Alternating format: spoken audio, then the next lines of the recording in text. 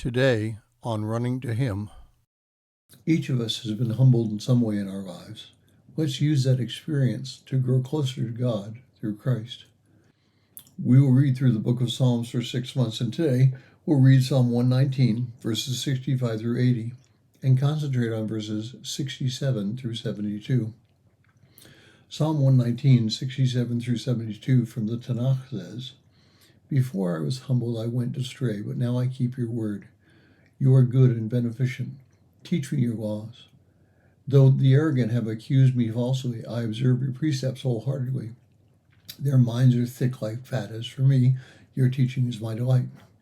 It was a good thing for me that I was humbled so that I might learn your laws. I prefer the teaching you proclaimed to thousands of gold and silver pieces." Now sometimes we must be humbled before we learn and practice the truth. My teenage years were a humbling experience for me. I could easily pass off responsibility to my family situation, but I would not be the person I am today had I not experienced what I did from the ages of 12 to 19. Who in about 374 AD wrote a letter that we only know as letter 83, says, "Sin abounded by the law, because through the law came the knowledge of sin. And it became harmful for me to know what through my weaknesses I could not avoid. It is good to know beforehand what one is to avoid, but if I cannot avoid something, it is harmful to have known about it.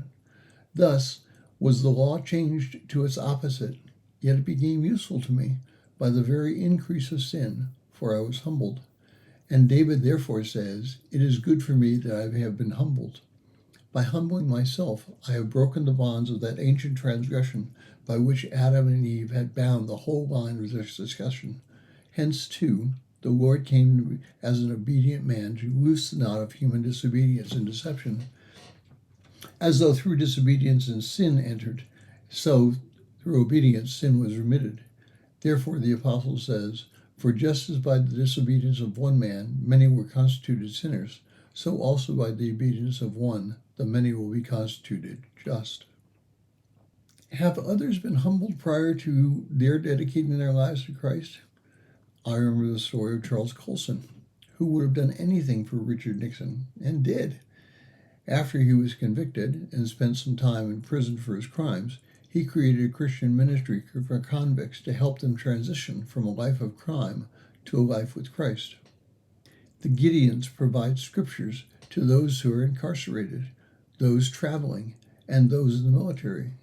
Lives are impacted daily because of their ministry, and we can do exactly the same thing. Each of us have been humbled in some way in our lives. Let us use that experience to grow closer to God through Christ. Thank you for listening. We pray that today's devotion was meaningful to you. We would love to hear from you. You can use either Facebook or YouTube to like, subscribe, share, and tell others about us. If you would like to contact us, you can reach me at phineasjacobus@runningtohim.net.